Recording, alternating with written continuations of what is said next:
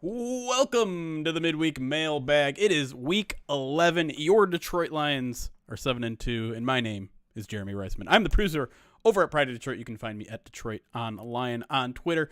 With me to answer all of the questions that you may have, again, not really all of them, just the ones we like, is the managing editor of Pride of Detroit, is the machine, is Erik Schlitt on Twitter. Erik Schlitt. Buddy, I didn't get to see you on Sunday, so how you doing? Yeah, well, I did not make the trip out west to watch the Lions beat the Chargers, but I'm excited to be back, and I get to sit next to you for the next two games. So that's gonna be a lot of fun. We're gonna strap on our diapers and watch some Lions football. I already got mine on. There you go. Yeah, that makes sense. As you probably know by listening, this is our midweek mailbag show where we take questions from Twitter.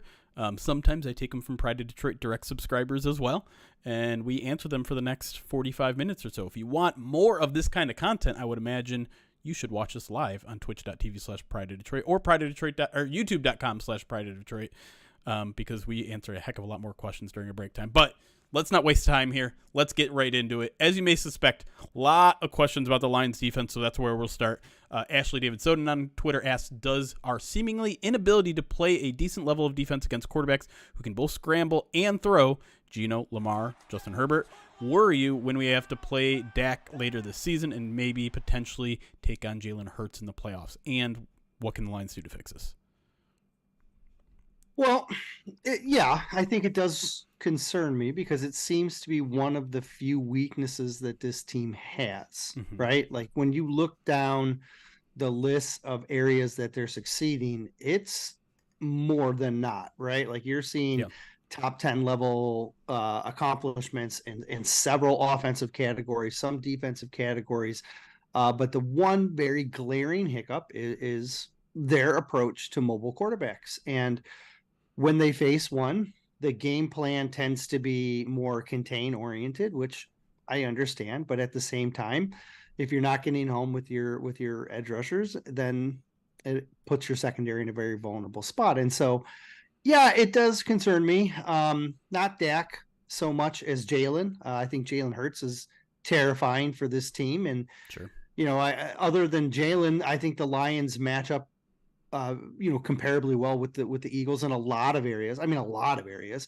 But Hurts is a guy who tends to be the kryptonite for what this Lions team is. And so, yeah, he does scare me. How do they fix it? I don't know. It's change approach or change productivity, right? Like it's one or the other. So I wish I had an answer. And I do hope that Aaron Glenn comes up with one.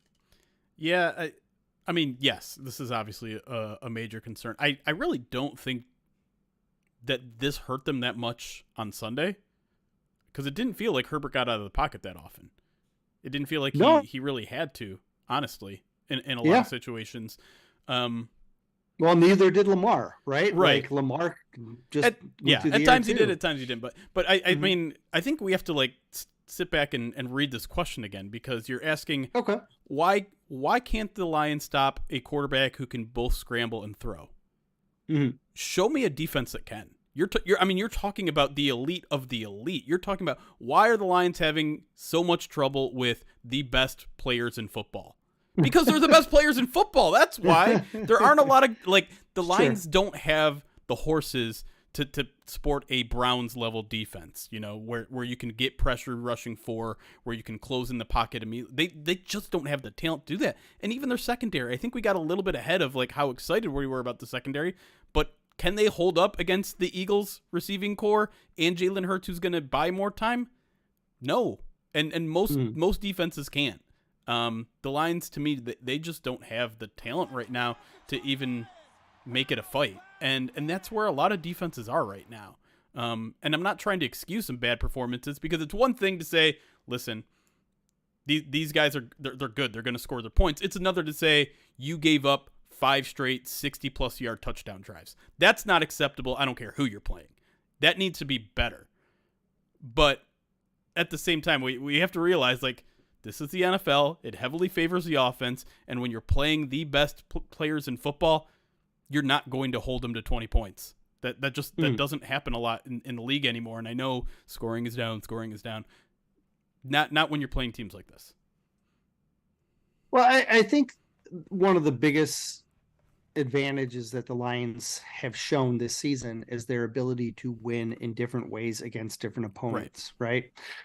As in Power Rankings article I wrote this morning, right? I talked about that and the fact that the defense has shown up in a couple of games where they've just held opponents to minimal yardage. And then you've had other games where the running game is winning it for you. The other games where passing games win it for you, or you just can straight shoot them, have a shootout. Like the Lions can win in a lot of different ways, which is why going down the stretch, getting into the playoffs, like there's not a lot of opponents that scare me, but that one flaw is a problem because you're going to face that level of caliber of quarterback in the postseason. And if they're as good as, we think they can be, they're either going to have to do one of two things. They're either going to figure out a way on how to match up better against this type of quarterback, or you just got to win a shootout. Yep. And last week they won a shootout. Right. And they're very capable of that as well. So it's not like if they don't solve how to figure out a quarterback, they're dead in the water. Right. The Ravens game is an anomaly. They've shown that they can go toe to toe. I mean, Herbert's no slouch. Like and he played arguably the best game I've seen him play in a long time. Maybe the best game I've ever seen him play. But the Lions have ways to win in a lot of different ways. So yeah, I said the same thing, man. Like there's this perception that defense still wins championships, particularly when you get in the playoffs. And I don't believe that to be true anymore. I think if you have an average defense and an elite offense, which by most statistical measures, the Lions do have at least that. I mean, there's still a top 10 defense in DVOA. I do think that may regress out of the top 10, but at the same time, top 5, right? Is it? I think it's top 5 on defense. Oh, I thought you said offense. No, defense. Offense. I apologize. That could regress out of the top 10, but at the same time, they're not playing a lot of great offenses in the next month or two. My overall point being that there are shootouts in the playoffs too. That happens. Sure. The 49ers are a great example of a team that has an elite defense that hasn't even gotten to the Super Bowl in a decade, Right. So I get it's frustrating seeing the defense out there and struggle so much. I get it, but this team can still win. This team can still contend with the best of them without having an elite defense, without having a guy that can slow down Jalen Hurts or throw in whoever. And listen, we can't completely forget about the Chiefs game. We can't completely forget about the first 4 drives of the Chargers game, which Lions forced 2 3-and-outs and an interception, right? And the interception was forced by what? Quarterback pressure. They got to him. It happens every now and then. So it wasn't great. It was in fact it was absolutely terrible in the second half. But I'm not panicking right now. I'm just not. But let's answer some more defensive questions because we can get into maybe some of the nitty-gritty of what they can do, things like that. Crawdog87 on Twitter asks, is there something schematically wrong with the secondary? There just seems to be a lot of confusion or blown assignments. I think a lot of it is you're not getting home up front and you're asking your secondary to cover longer. I think that's the number one catalyst right now in some of their struggles. 2, they aren't afraid to put their secondary players on islands, and they'll do it with all of them. And that often can lead to blown assignments as well. With the Chargers, what you saw last week was some clever manipulation from the Chargers scheme, running crossing routes, rubbing off of the crossing defender so that you're rubbing him out of the play. Right. You were getting them in man and then bringing that receiver all the way across the field, which is a tough ask to try and drag that whole way. If pressure gets home, those routes don't work, right? But when your pressure isn't getting home, your secondary looks like they can't cover anybody. And so there's a lot of combinations of things that are happening that's resulting in the secondary not looking as sharp of late. That being said, it's just a matter of getting in the right defense at the right time. And I think that's been a problem. Right. There's often times when the Chargers called the right play against zone or called the right play against man. And so maybe that's predictability. That's a problem, right? And maybe you can say, hey, if Aaron Glenn's becoming a little bit too predictable, but there's situations that call for different defenses, and Aaron Glenn is probably playing the odds. So yeah, it's hard to exactly pinpoint. I think it's a combination of several different things that are resulting in this. It's interesting because Dan Campbell seemed to sing a little bit of a different tune than I'm used to hearing him say after a game on Monday, because obviously he got peppered with a bunch of questions about the defense, and the overall message seemed to be the scheme is good, execution wasn't. Which, I mean, that's about as brutally honest as Dan Campbell gets, and he's an honest guy, but I mean, he's basically saying, like, listen, we got the right defense, we got the right play calls, we got all of this. The players aren't doing what they're supposed to be doing. And listen, he didn't say that outright. He's not throwing any individuals under the bus or anything, but that's kind of the underlying message is, you know, there was a lot of miscommunication. It did seem like when the Chargers went to no huddle, when they sent some guys in motion, not everyone got on the same page. You know, when a player goes in motion, there has to be a fair amount of conversation that happens between players, and you either change assignments, you change schemes, you go from quarters to man or whatever. That happens after the huddle is broken a lot of the time, and that's what he said wasn't happening, is that, you know, half of the team would play this, half of the team would play that. And he said, like, even if we get to a point where we all just land on something, even if it's not what we're supposed to change into, we need to be all on the same page. Instead of audibling to the right play, let's just make sure everyone is doing the quote-unquote wrong play, rather than we have half the team doing this, half the team doing that. That's an issue. That's a huge issue. And it feels like that shouldn't be happening still at this point in where this team is at. And Dan, I think, even said it on the radio, like, this is some stuff that we saw a couple of years ago. We need to get that sort of stuff cleaned up. And is that a personnel issue? Maybe. Is that a coaching issue? Maybe. But it is, like, I think maybe we all overrated a little bit some of these players too. Not that they're horrible players. Like, Jerry can man up, Cam can man up. It was not a great day from either of those guys. Particularly, I think Cam had the rougher of the two games. But even a guy like Kirby, like, we all love Kirby, and I know he had an incredible interception, but he's also a guy that tends to be a little bit more risky. He's a guy that plays, that sometimes leaves his assignment because he wants to get that ball. And that sort of stuff can have bad results as much as it can have good results. And so, still a young player. A lot of, I mean, everyone in that secondary is young outside of Cam Sutton. And so, I'm not saying that, you know, they're bad players, they can't get better, but they're not exactly, I think, what we expected them to be right away.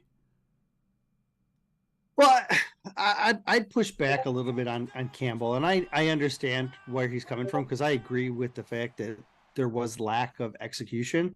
I also think, though, that some of the play calls just weren't in line with what they wanted to do. Like, I just think they got into bad schemes, and then the Chargers were able to take advantage of it. And maybe he doesn't want to throw Glenn under the bus, or I don't know. Maybe he disagrees with me, and either is fine. But there were a lot of times when I just thought the way that you operate the scheme, and then their execution of it, or what front they were asking the Lions to do, or maybe what coverage scheme they're asking the Lions to do, it just wasn't an appropriate response to the situation. And again, this is just my opinion. Sure. And maybe they, you know, disagree with me, but I think you can correct some of these things by just altering the way you approach certain situations. And to be clear, and you already made this point, but I kind of want to underline it, is some of the issues that are happening in the secondary are not entirely their fault. Some of it is the defensive front. Like, another thing Dan Campbell said is, like, I know y'all wanted us to double team, God, what's his name? Keenan Allen. Yeah. We did. But the pass rush didn't get there, and he ran right through it. Like, right. You need to be able to win your one-on-ones. That was another big thing that he emphasizes. Guys aren't winning their one-on-ones up front. Outside of Aiden, no one's winning those one-on-ones. Maybe Aleem a little bit, but here's the thing. Who would you say is the Lions' best pass rusher right now outside of Aiden? Well, outside of Aiden and Aleem? I would even maybe Aleem. Maybe him, to be honest. I think it's Alex Anzalone. Well, he's been the most efficient one. Well, if you blitz them, I guess, but you can't blitz them all the time. But they are now. Like that to me, that has been something they've clearly pushed more of recently. In fact, I was going to go look this up, and it turned out John Ledyard had already done it for our Pride of Detroit Direct. Spoiler alerts for those that are subscribers that haven't gotten the newsletter yet. In fact, I don't think it's been sent out yet. Let me pull it up really quick because I thought it was really interesting. It's something. The Lions fans have been asking for adjustments. Figure out something. I think this is something that's worked a little bit, that has given a little bit of life to the Lions pass rush. Again, they didn't get home against the Chargers, but he forced an interception essentially with one of his blitzes. Okay, sure. So last 2 Lions games, Alex Anzalone has had 18 pass rushes. In the first 7 games, he had 21. Mm-hmm. It's been a huge adjustment, and I think it's helped. That's where I'm at. And I don't think that's necessarily. I agree. I think that's working. I think that's one of those things. But you can't. You also, that's not something that you can rely on a down to down basis. Sure. Right. Like, this is you're doing it once a drive type of thing, maybe. Right. And so, from a down to down basis, though, I think the original question that you asked is the other thing that is mildly concerning for me. Like we talked about, their ability to address mobile quarterbacks. The other concern that I have with this defense is their ability to have a pass rusher outside of Aiden. They tried Charles Harris at the beginning of the season. It didn't work. They tried John Kaminsky and then stacking the jack linebacker outside him, and that wasn't working. And then now they've switched up, and it was Pascal who got the majority of looks last week against the Chargers. And I don't think that necessarily worked either. Some of that could have been, Pascal's, maybe he's still young, you know what I mean? And maybe but you need to have a solution, and they're trying to find a solution, and I just don't think they have it. Their solution may not arrive until late December, to be honest. In that's for James Houston, for those who don't know what I'm talking about there, but they don't really have a lot of options. It's kind of like they don't really have a whole lot of depth in the secondary. There are some flaws with the defense, but again, we're focusing on like a couple of like specific things. It's how do you address a mobile quarterback? How do you generate that pass rush out on the opposite edge of Aiden? How is your secondary depth, and are you in the right coverage scheme? Beyond like those 4 things, everything else is awesome. You know what I mean? Like, we've spent the first segment here talking. The team is 7-2, right? And we spent the first segment talking about what are the flaws. And I think like maybe that's just the inherent like nervousness of a Lions fan, is to like be like, where's the penny going to drop, or when's the bottom going to fall out, right? Right. But I think while there are probably more questions about like what are they going to do? What are they going to do? They're finding ways. Let's go back to this original point. They're finding ways to win despite some of these flaws. Right. And I think that's a big part of what we need to make sure that we're not losing perspective on. Yeah. And to even take a step further back, I think this anxiety is coming from I want this team to win a Super Bowl. This is going to keep them from winning a Super Bowl. Like, okay, let's step back and realize that's where we're at now. Like, we're trying to point out the fatal flaws. This team can't win a Super Bowl this year, their first real year of contention. I'm not saying that. I mean, I'm not either. Like we just saw them be able to pull out a game that their defense was playing like terrible. But yeah, like we're nitpicking, and I know it doesn't seem like nitpicking when you give up 38 points. That's not a winning formula most weeks, but when you score 41, it is. 41 is greater than 38. We did learn that. All right, let's end this segment with something a little bit more positive. This is a fun kind of non sequitur, really. The Fox Magnet on Twitter asks, using whatever criteria you want, what is your favorite draft pick in the Holmes era? Penei Sewell. It's generational. This is the entire franchise is being built around this kid is he 23? He's 23 now, right? I think so. That sounds right. Jeez, he is as close to being the best player at his position that the Lions have on their roster. Yeah. And it's a matter of time before he is the best player, best offensive tackle, maybe best offensive lineman in the NFL. It's not like, oh, is he going to ever achieve that? No, he is. He is going to be the best in the league. Yeah. It's just a matter of when. Like right now, the argument is there for it. And so I don't know if he is, but the argument is already there, and the kid is 23. Yeah. I think it's a very easy argument to make that Penei Sewell is the best player on the team's roster. Period. Exclamation point. I mean, you saw it in the Chargers game. How much of that run game was predicated on running right behind him? A lot. How much of the reason the Lions were so successful because Penei Sewell made Joey Bosa invisible for 4 quarters? A lot. But if we're going favorite draft pick, you have to throw value in a little bit. And getting Penei Sewell at 7 or 8 or whatever it was. 7. Easy pick. Easy pick. Being able to grab Amon-Ra St. Brown in the 4th round is insanity. That is thievery. That is the kind of move that endears an entire generation of people to your general manager. Sure. It's absolutely insane. We had a very long conversation on the podcast yesterday and in the Slack today whether Amon-Ra St. Brown's a top 5 receiver. Regardless of whether he's top 5 or top 10 or even top 15, you got that man on day 3 of the draft. That is a crown jewel that will live in whatever the opposite of infamy is for Brad Holmes. That is something he will be able to tell his grandkids. That'll be something we'll be able to tell our grandkids. We got this guy in the 4th round. That's our Tom Brady story in the draft right now.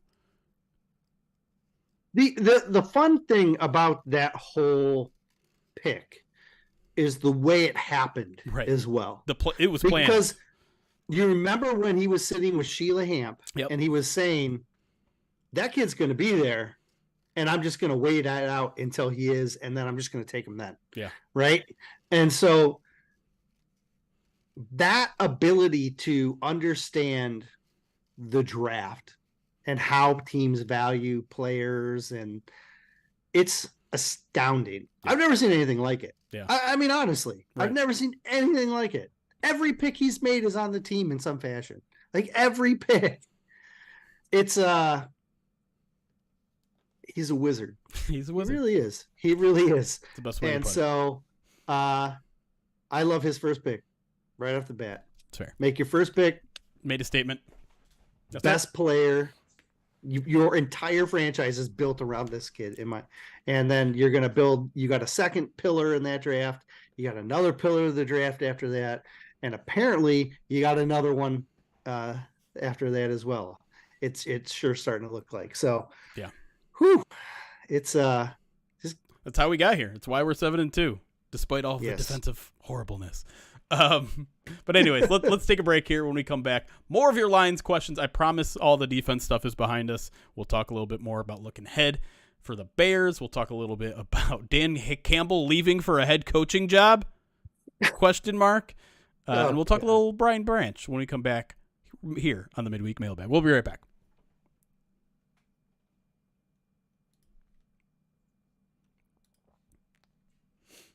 Chad, I'm not doing the up downs again. It's not my fault Twitch screwed up. Not my fault.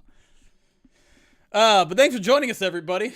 This is our break time. If you're new to us on Twitch or YouTube, where we talk with the chat, we hang out, we answer some of your questions, we thank our subscribers. If we get any donations during this month of Movember, where we're raising money for the Alzheimer's Association, we'll do silly stuff like right on our face. Eric's not going to crack any eggs on his head today because he has to immediately go to school after this to pick up his kids. Right. I don't have a half an hour for cleanup. I also cannot do that because I have a work meeting at 2:00. But I promised you, we have literally 11 eggs to be cracked on our heads in the bank. Gosh. So we'll get to those in the very near future, probably during first bite this week at the end. So. Are we just hoping that people forget about them? No. Oh man, I tell you, that's my least favorite part about this whole charity. There's so much more fun stuff. Yeah, next year we're gonna have to up the price on the cracking of eggs. $100 is maybe too generous. It's not even like the act of it. I think is humorous and fun. And but to have the cleanup is just terrible. I hate the cleanup. You're a neat freak too. So if you really want to see, if you're saying let's smash an egg on someone because that's painful and that's funny, I would suggest not even bothering with just throw an egg on the ground and then stream me having to clean it. Because that is the worst part. You're funny. Anyways, let me get to some of our Twitch subs, and then we'll get to some of your questions here in the chat. So if you do have questions, whether you're on YouTube or Twitch, you can throw them here in the chat, and we'll start answering them. But first, Woodchuck Hunter, thank you for the 15 months. Subscribe to the channel. Says woohoo mailbag. That's right. Light Horse 67. Thank you for the 19 months. Subscribe to the channel. Says 7 and 2, baby. Let's keep this train rolling into February. That'd be crazy. Mr. Broker, 19 months. Subscribe to the channel at tier 2. By the way, we love our tier 2 subscribers. Thank you, Mr. Broker. Very much appreciate that. Carter GP, 15 months. Subscribe to the channel. Says Montgomery is going to run wild on the Bears. Bears have a good run defense, but you know Monty's going to be hyped for that one. It's so I do this breakdown of just pure statistics, right? Like I focus on different parts of teams when I break them down. Yeah. So I look at their DVOA, right? Like so I write down their DVOA and how the DVOA matches up. But then I look at just pure numbers, right? So green's good, red's bad. Like this is the Lions, right? So they got lots of green, only a few different bad areas, right? This is the Bears. Okay. They're really good in the run area. They're really good against the run. They're really good rushing the ball. Other than that, it's just ooh. So yeah, the rushing stuff is really where their strength is. Yeah. Both sides. But man, their passing game is something. So I'm gonna dig into those a little bit later. Or a little bit more leading up to the. Yeah. And we'll talk a little bit about the Bears in the next segment as well, so we can hold off on getting too much into that. But Uncle T Rav, thank you for the 18 months. Subscribe to the channel. Says I almost teared up when Brock Wright caught that touchdown pass, looking like Dan Campbell with his number. I love everything about this team. I guess I never had put together that those two have the same number. That's why he's still here. Because he chose that number. Yeah. Yep. Lantana, 18 months. Subscribe to the channel. Says Super Bowl watch party in Amsterdam. Go Lions. Bring on some Kool-Aid. Nice. Crewneck Lion. Thank you for the 8 months. Says 8. We wear it better than Dan Orlovsky, in my humble opinion. Yeah. That 8's going to be a significant number next week, by the way. Not 5. Not 6. Not 7. 8. David Lynch, 14 months subscribed to the channel, says, is anybody else going to see Bye Bye Barry at the Fox this Friday? Is that dropping this week? Yeah. No, well, it's on Prime Tuesday before Thanksgiving, just to add to an already nuts week. So this must be a nice preview. I was unaware. That's cool. That is pretty cool. Cool is good. Yeah. It's fun. Dr. Decide, thank you for the 100 bits. Rob Mendyka, 18 months subscribed to the channel, says 7-2 with a chance to be 9-2 post Thanksgiving. Go Lions. Oh boy. Yeah. A real possibility there. Diomedes, 32 months, tier 2 subscription. 33 months, I should say. 32 in a row. It says updated final record prediction. Question mark.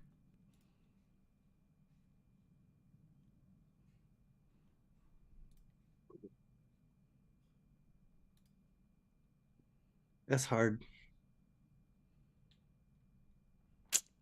15-2, I think, is reasonable.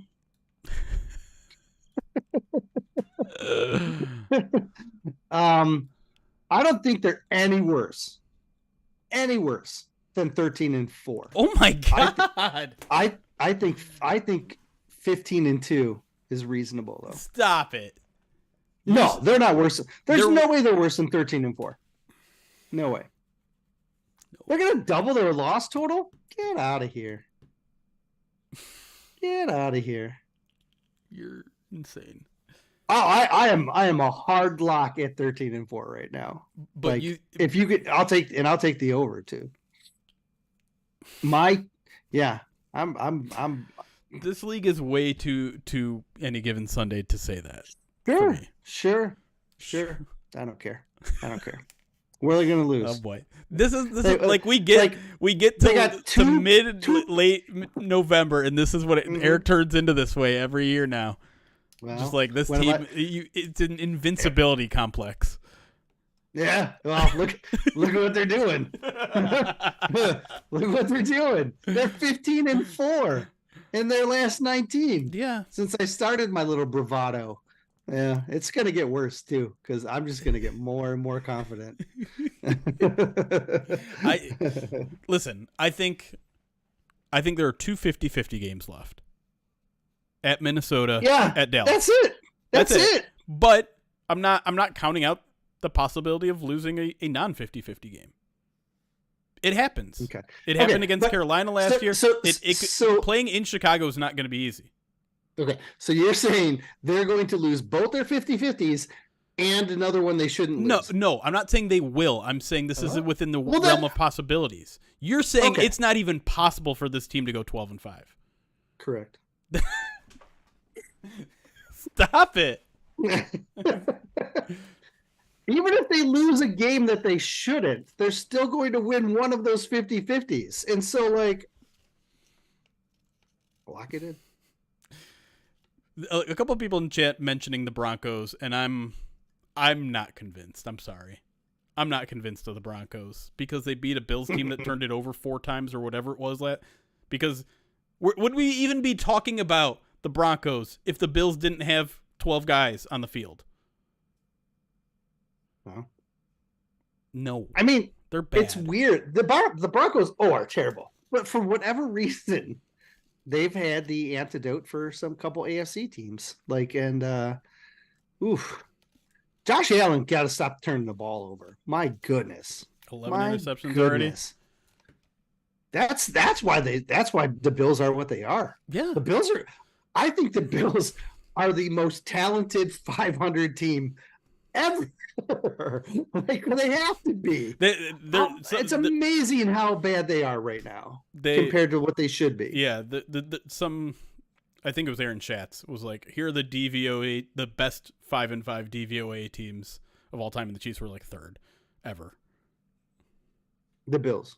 What you said Chiefs. Okay, you threw me for a second. I just wanted to double check that. Yeah. Honestly, they have such a good team, but they just can't do anything. It's crazy. crazy. I don't think I count Russ as a mobile quarterback anymore. I know he can move a little bit, but he can't move like he used to. Like, and he also takes a bajillion sacks. Yes.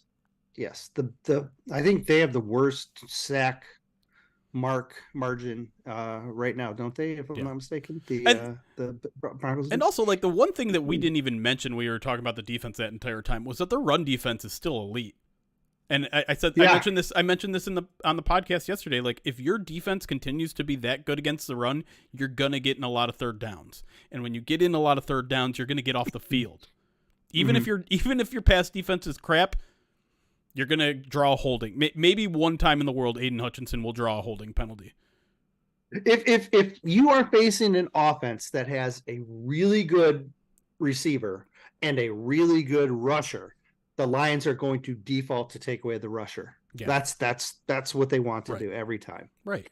So, and that's kind of what we saw with Eckler, right? Like, I don't know what Eckler's final stat line was, but yeah, I mean, that was the plan. I think they rushed for more than the average, but I think they were still under 100, if I'm not mistaken. Yeah, they were at like 95 or something, but I think at like 3.6 or 3.7 a carry, which you'll take.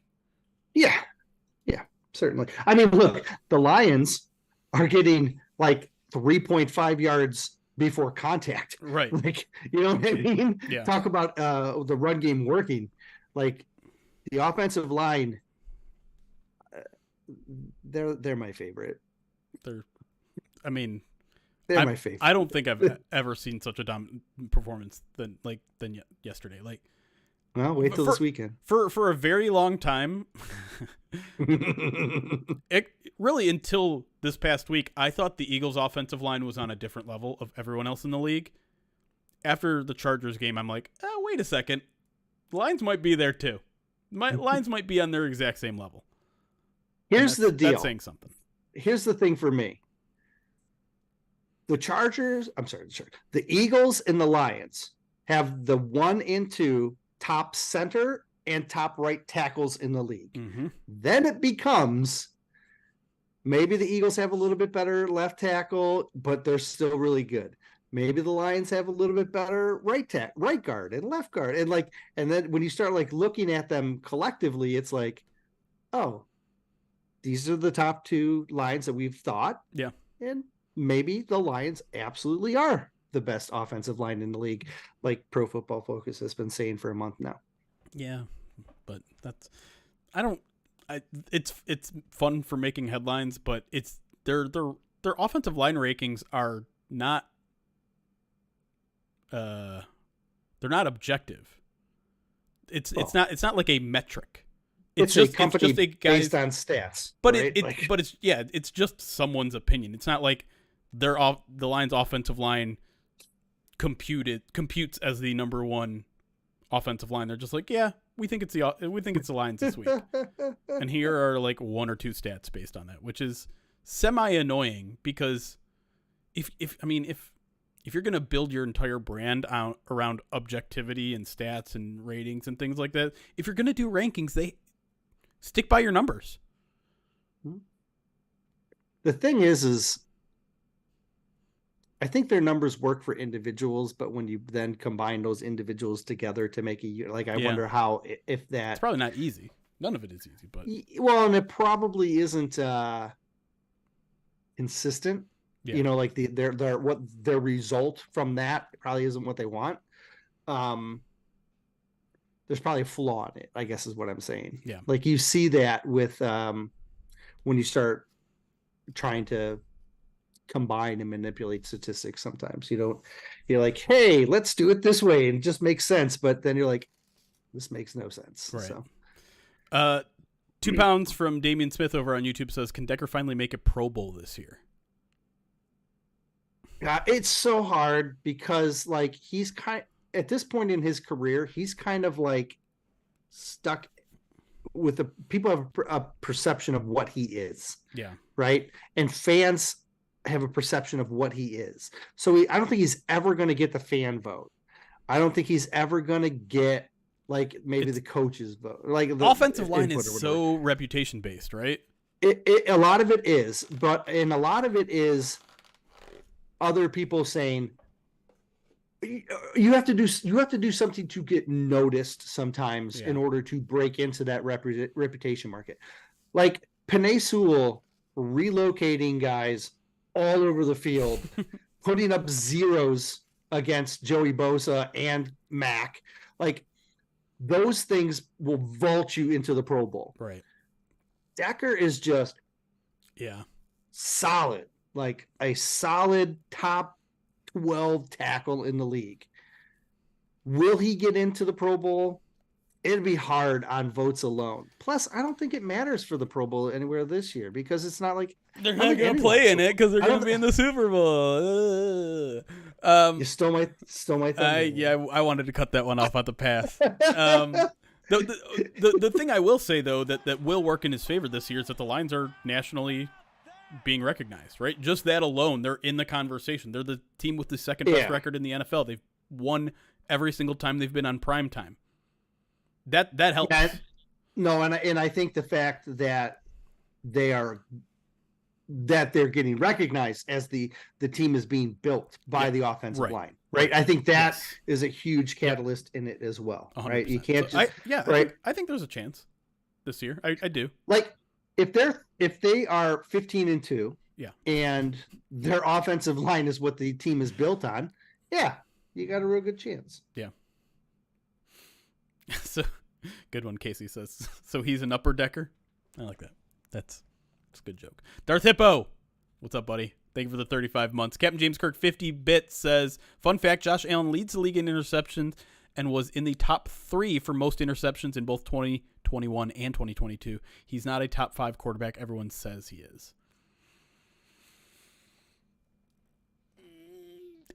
I'm going to agree with you now, but I will also say, and this is not a given, but a lot of young quarterbacks throw interceptions earlier in their career and get that fixed. Matthew Stafford was one of them. Now, Matthew Stafford also still kind of throws a lot of interceptions, but sometimes you take there's a limit, but sometimes you take that with a guy like Josh Allen who can create so many plays. You take one bad one out of 10 amazing ones. The problem is that ratio is too off right now. He is throwing too many interceptions, making too many risky plays, making too many bad reads that it's not counteracting all of the good ones he's making. But with certain quarterbacks, and there are different ways to be an excellent quarterback in this league. I think if you create as many plays as Josh Allen does, both with his feet and his arm, I think you can take 10 interceptions a year. He's already at 11, though. That's way too much. You can't be on pace to throw near 20. You can't be on the Jameis Winston pace of 20 touchdowns, 20 interceptions. Or was it 30 and 30? It wasn't 30 and 30, was it? Oh, jeez. I don't know. He may have thrown 30 and 30. I think it was 20 and 20. Like that is not a. He did get 30 and 30? That is insanity. I think when you have a big arm to the level of Josh Allen and Matthew Stafford, you're going to think you can make more throws than you can. And I think the interceptions come with that. Yeah. One of the big hurdles for Allen this year has just been like when he's made them, and just the amounts killer, of course, but like it's also just been like situational, and then his team has not been able to overcome them. Right. And it's just been a disaster for them. It's one of the more surprising things that happened this season. No question. I thought they were ready to turn the corner and the Broncos were going to be a good team to do it against, but instead they just flat on their face on a national audience, and even had the game. They had everything go their way at the end of that game with, here you go, missed field goal. You guys somehow escaped. And then they're like, no, thank you. We'll give the game right back to them. A couple other good questions in here I wanted to get to. Let me scroll back up to get to some. Won't let me scroll too far. Side note while you're searching. Yeah. Just looking at PFF's pure scores. Mm-hmm. Frank Ragnow is the 4th overall center. Sewell's number 2 tackle, regardless of position. Decker is 16. regardless of tackle position. Graham is 7th at guard. And I'm looking for Jonah right now. Jonah's pretty far down there. PFF 44. Like Jonah. The PFF has Jonah at 44. They have Vaitai at 26 and Aushika at 18. So, that's I Hank Fraley award again. Jeez, oh Pete's. I'm telling you, build him a statue at Gate G. But yeah, no, I was just, since we were talking about it, it got me curious. I figured maybe someone else might be too. Dan asked, it just bounced off. But Dan was asking, was our ability to stop the Chiefs based on schematics, based on the Chiefs not missing some of their weapons, based on having CJ out there and James Houston out there? What do you make of now that that win is 2 months in the rear view? How do you look back on that win, and I guess in particular the defensive performance? I don't know. I haven't even thought about it. Like, to be honest, yeah. Branch's pick 6 was certainly the highlight of that. Yep. I think Mahomes is he's not as infallible as people like to make him out to be, right? And that if you can put him in tough spots, and you can beat him. I mean, the Broncos beat him. My goodness, right? I mean, so like, sure. So yes, you can say maybe his weapons weren't there, and the asterisks and all that ridiculousness, but like, I just think they had an aggressive mentality, and they came very focused. Yeah. And so you hope that I don't think that's going away. I think Dan's mentality as a head coach keeps them focused, and hosting a playoff game for the first time in forever, and being in the playoff game for the first time in the half decade, almost full decade, those will tune up the focus. Yeah. Right. Like, and so this is the team that they don't wilt under pressure. Right. I think, like, if anything, they become more focused when the pressure gets turned on. And that's why you have wins in Arrowhead, in Lambeau twice. And, when was the last time they won on the West Coast? You know what I mean? Like, it's been a while, and they've won on the West Coast. And It's like, I feel like the pressure doesn't really get to them like you would have seen in years past. And to be honest, the guy that I think has improved at that the most is Jared Goff. Oh, certainly. I think Jared Goff is a guy who a lot of people had questions about, myself very much included, about whether he can be the type of quarterback that can win you a football game late in games. Because this team has been so run game focused, because Jared Goff had not been put in a lot of situations to win games, because Jared Goff crumbled in the Super Bowl. I had questions whether he could be a game-winning drive type of quarterback, because he isn't the gunslinger that we had in Matthew Stafford that was so good at that sort of stuff. But the very first win of his Lions career was a comeback victory on a game-winning drive, on a game-winning play. He's done it now several times in Detroit, where he's had to come from behind. Not a ton, but a couple times. Like, he led them on a game-tying drive against Seattle. Probably should have been a game-winning drive. He now did it against he did it 3 times against the Chargers, it felt like. Just like every time the Chargers had an answer, Lions would come back and answer. He threw the perfect throw to Brock Wright. He converted on 4th and 2 on a very patient play from him, where he didn't panic under pressure. Not literal pressure, because the offensive line kicks ass, but all right, that one was worth $10. It's a confidence thing. Yeah. In my opinion. Yeah. Like, the confidence that the offensive line gives him, the confidence that the run game gives him, that Amon-Ra gives him. Right.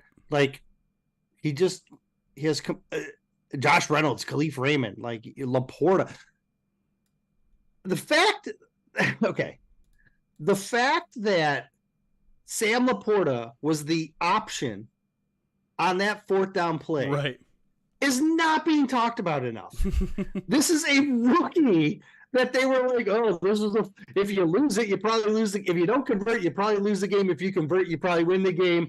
Oh, let's go to the rookie. And everyone's like, yeah, all right, it's Sam Laporta. It's a rookie that you just were like, I'm going to throw it as hard as I can right at you. And not only was like the great thing about that throw was that one, it was away from the defender. There was a little 3 defenders, but like he had to throw it on that outside shoulder in order to keep Sam from getting toasted. And it was perfect. He threw it exactly where he needed to be. And if you watch that play, this speaks to like the whole Goff thing. Like it's option 1, option 2, option 3. Okay, I'm going to pull you back off, and then I'm going to throw it, and I'm going to throw it to that outside shoulder. It's great manipulation. He gets that because of the pocket.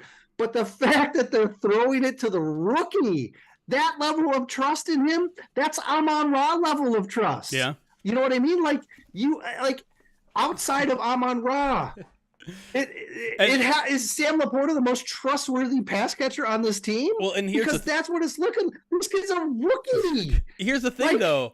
McSpearmint makes a great point. The first read on that play was also a rookie. It was Jahmyr Gibbs. Yes. Because of on the wheel, right? Because he was out on the wheel left, but he ran into Khalil Mack. Well, he got chipped, by Mack, because Mack didn't even rush, right? Because Decker was sitting out there like out by his lonesome there for a little while. Yeah. But so like they knew they had to chip the rookie, and you know, like that's nuts to me. It's nuts to me that like you have that level. You know what I mean? Like, I would understand if they're like, I got to have 2 years ago, it was, I have to throw this 21-yard fade to Josh Reynolds because I have no other options. Now it's like, well, look, I think there's a couple of rookies we could throw to. Right. Like, that's where they are. Right. Like, he has so much confidence that he's going to have the time and so much confidence that these rookies are going to catch the ball. I mean, Amon-Ra is automatic. That's why he was covered the way he was, right? Like, but it's for Laporta to be in that situation, to come across, sit in that gap, have the ball off frame, adjust, catch, rock, and then not know if he was at the line and still like lean back to go get.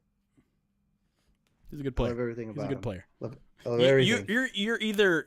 One of two things are happening right now with you, Eric. One, either you're at a much louder volume than you're normally at, or you're using the wrong mic because you're peaking a lot. But it's funny. I'm probably too hyped up. I think you're too hyped up. Yeah, sorry. It's okay. It's the chat is loving it.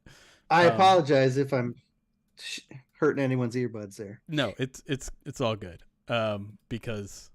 Listen, people. I think this is why the yin and yang of this show works, because I tend to be a little bit. I'm not even gonna say level-headed, because that would suggest that you're not being level-headed at least. And a lot of what you're saying is very, very true. But I guess I tend to spin more cautious and occasionally. I don't want to say pessimistic either, but to have you rile the people up while I pull them back a little bit. It works. Like you're Sean McVay on the sideline going nuts. I'm the guy that has to hold you so that you don't run onto the field. I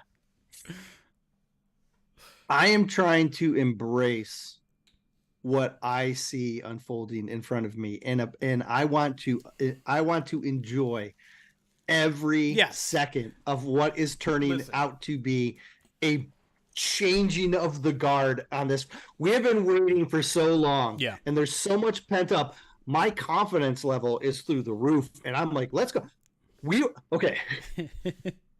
I'm watching this game at home because I didn't go to SoFi, and I'm watching with Laura. I'm excited, and they've tied the game. You know, Chargers have just tied the game at 38. Mm-hmm. And Laura is like, she DM'd me. She's like, I don't know how you're dealing with this game right now. I'm going crazy. She was panicking. Yeah. She was like, oh, and she can't handle kickers a game-winning kicks or the kicker. Yeah. Oh, so there's a couple minutes left. She's like, I'm gonna go in the other room. I can't. It's like, I understand it, and I'm like, they're gonna win. They're absolutely gonna win this game. I'm like, I have no doubts.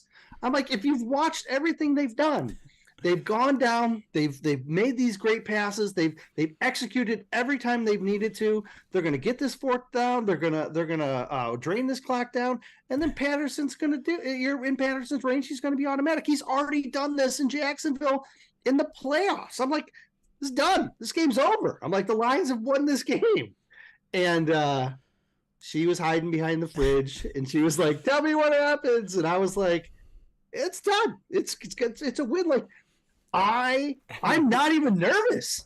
I wasn't even nervous at all. It's crazy. I know. Like, it is. Like, there are games. There are absolutely games when I get nervous.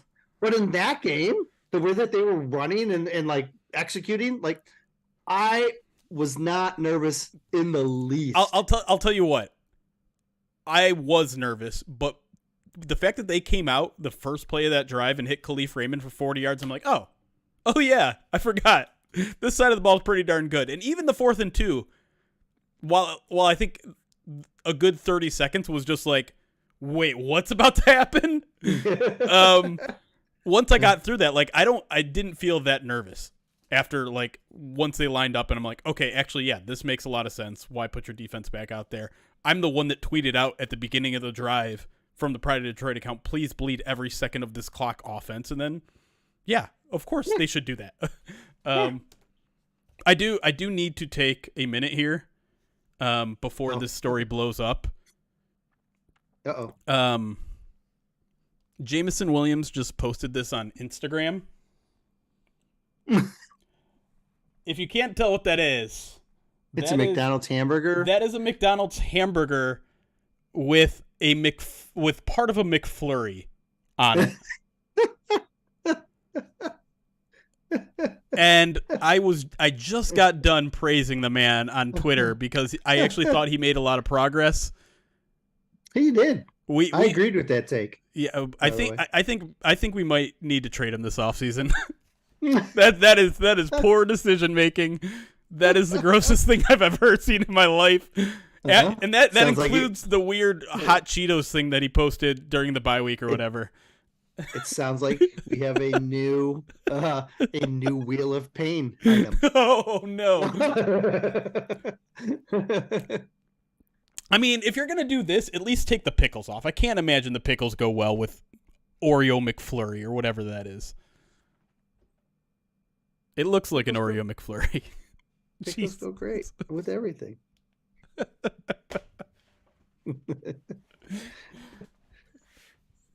To be clear, in case it wasn't clear, I'm joking.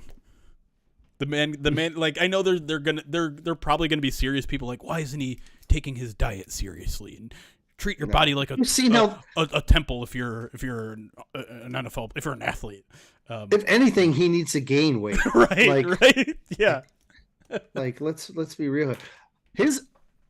I went back and watched some of his blocking. Yeah. Holy crap. It's better the second time through. I mean, not the second time. We're going to get to JMO. I do have a dedicated section to JMO that I do want to talk about JMO because I want to praise him a lot for a lot of what you're saying. I will stop. But yeah, the one thing, and I'll just mention it on the podcast. Save it for the show. Yeah. Woodchuck Hunter with a bit says Erik is Jim Harbaugh and Jeremy is the guy holding the leash. There you go. Uncle T-Rav 9-bit says people won't say Amon-Ra is a top 3 receiver because they are not supposed to stare directly into the sun. I like that. Fair to say this was JMO's best game of his career. I might say yes. And yes. I know that sounds incredibly weird considering what he had 2 catches for 20 yards or something. Yeah, but it's collectively. Like, it's the other stuff. Again, I don't want to... I want to save it. All right, we'll answer one more question, then we got to probably get moving into the actual show. I can't scroll through all the comments about the McFlurry thing. So if you have a new question or one that I didn't get to, you can throw it in the chat now. Yeah, and yeah, if you didn't see, by the way, there is an all 22 of just JMO's routes run, which I thought was kind of fascinating. Oh, really? To watch. Yeah, I tweeted it out there on Twitter, where you tweet things. It's just it's like, I don't know, 25 routes or whatever he ran, and just the all 22 of them, just the sideline view. Now I gotta look it up. I mean, it was literally in the thread that you commented on Twitter. Oh, well. You only read that for an opportunity to praise yourself. Oh. All right. I saw the original. I didn't see the in between. Got it. I saw with the tweet deck. Yeah. You see the first tweet and then you see the last one. You don't see the middle one, and that's the middle one. Let me pull that one up, and I'll save it for later. Oh, here's a good one. Lions eyed. I get it. Do you think Lionized? Lionized? Right? Lionized? But it's EYESED. Okay. Do you think Dan Campbell would and should maintain his aggressiveness in the playoffs? For example, faced with the exact same fourth and to play as LA, but it's in the NFC Championship game. 1,000% yes. Yeah. Yes. Yeah. Yes. Yep. If the game's playing out the way it was played out like that. Yep. Yes. Yep. Especially Philly. Yeah, right. Yeah. You don't want to give it to Jalen Hurts. No way. No way. Here's the thing. Like, we've been playing this game for a while now. It was like, okay, Dan Campbell's being aggressive, but what about when this happens, right? It happened earlier in the career when the team is 1-6, when the team is 0-10. You're like, okay, they're being aggressive, but they have to. They're a bad team. Nothing's truly on the line. So what happens when something's on the line? What happens when the team is better? They won't have to do that, right? They don't need to have to run all these fake punts and be aggressive. Well, nope. You're still doing it. I want it. The Lions still lead the league in fourth down attempts because that's who they are. And that's who Dan Campbell is. And because it's the right thing to do. Dan Campbell's aggressiveness is the shots I put in my coffee, man. Like that is what gets me energized in the morning. Yeah. And listen, I love it. It makes sense in today's NFL period, but it makes even more sense when you have the dynamic of your team. When you have one of the best, if not, and listen, like, this is where I'm at with the offense, especially after last week where everyone was healthy for the first time in forever. I think they might be the best offense in football. Period. Listen, I can't get down in an excited rant, and you're certainly not going to be the pullback guy for me.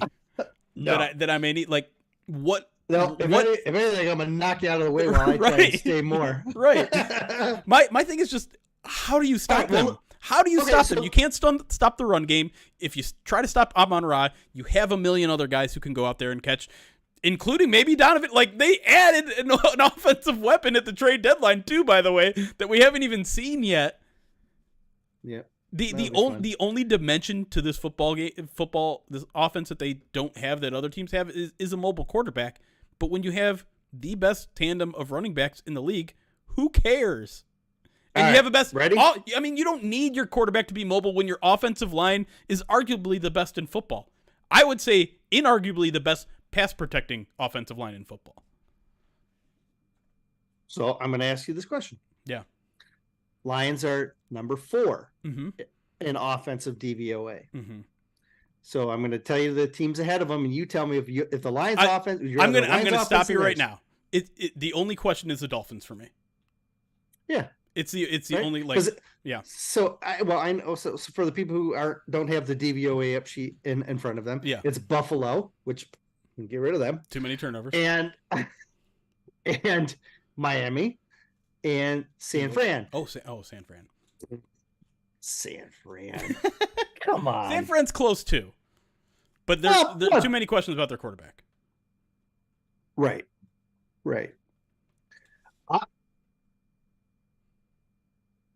A month ago, I probably would have said that San Fran was the team that scared me the most in the NFC. No, not anymore. Now it's Philly. Yeah, Philly's just a more well-rounded team.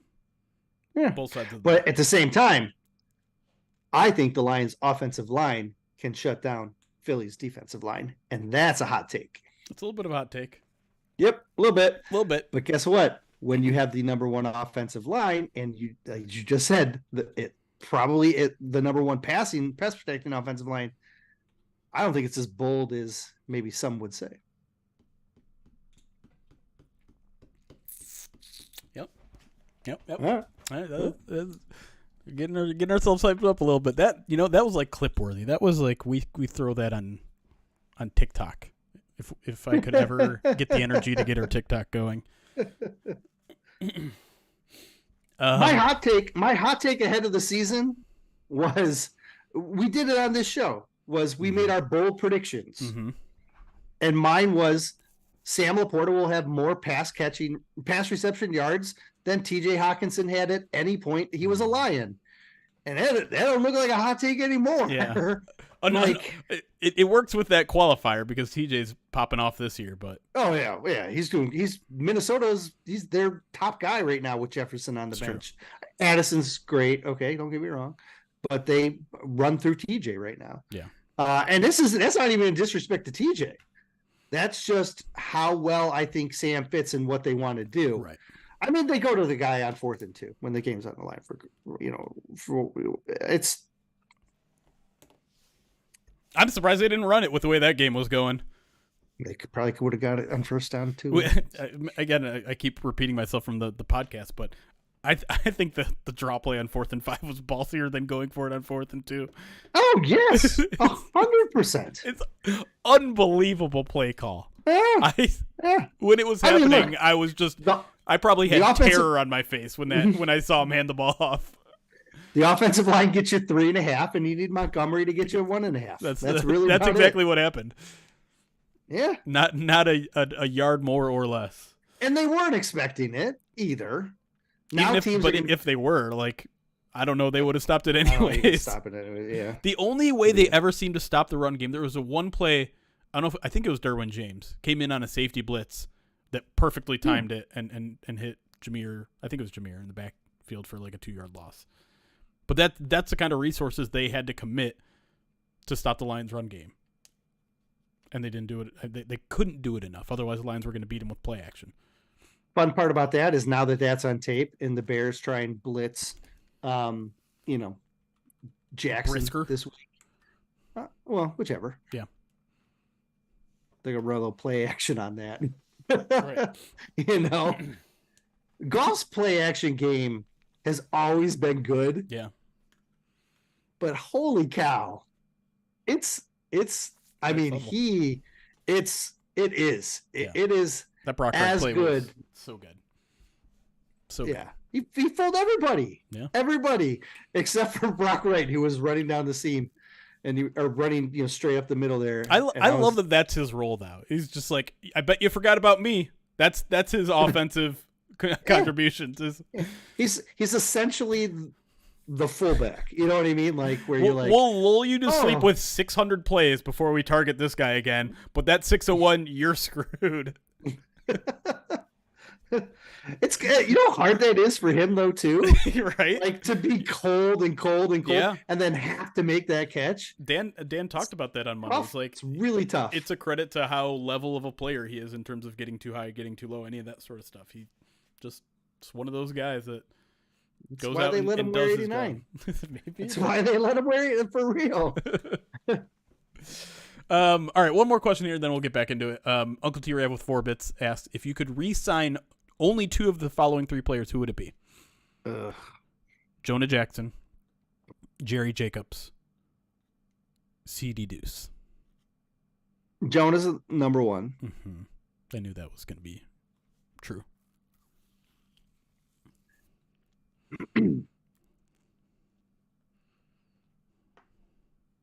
It's hard for me to pick a side because I don't think we've really fully been able to see what this defense can be with Gardner Johnson. Yeah.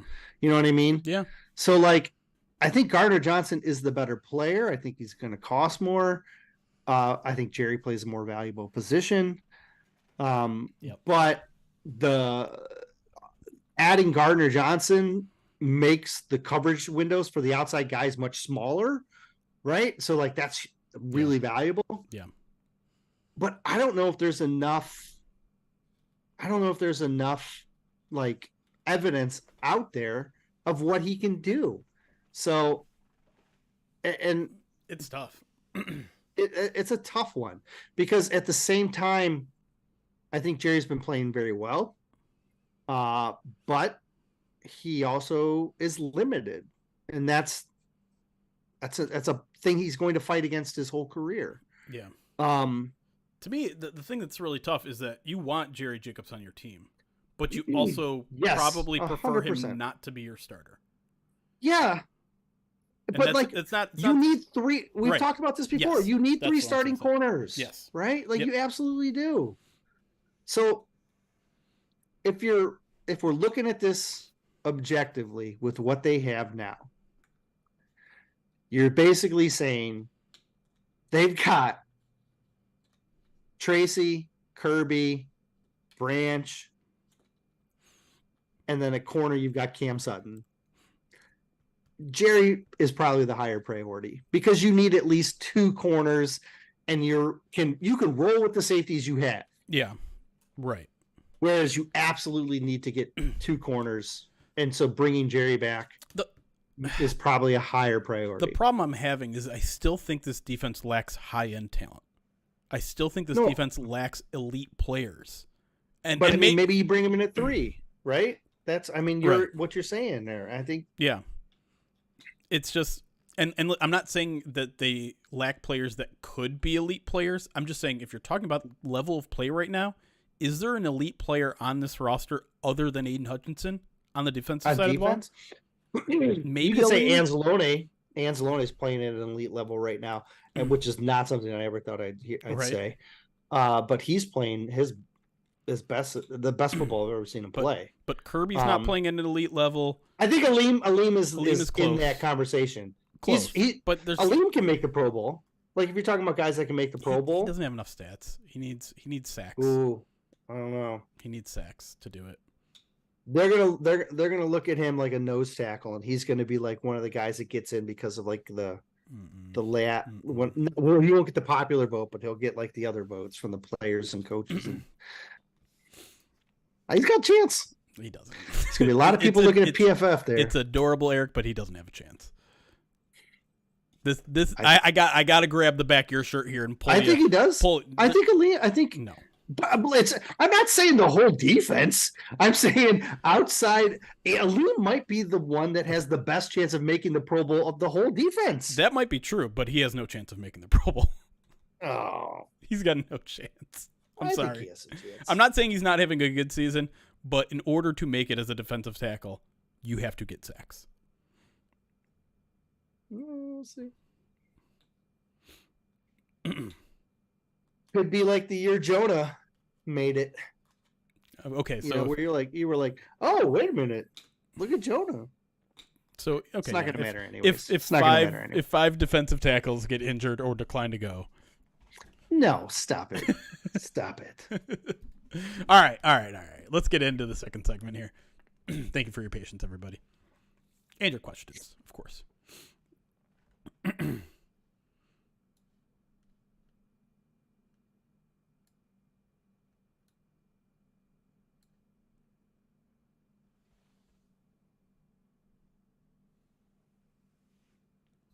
And we're back here on the midweek mailbag. Myself, Jeremy Reisman, and Erik Schlitt here answering your questions as we enter Week 11, Bears Week. We're going to talk a little bit about the Bears in a second.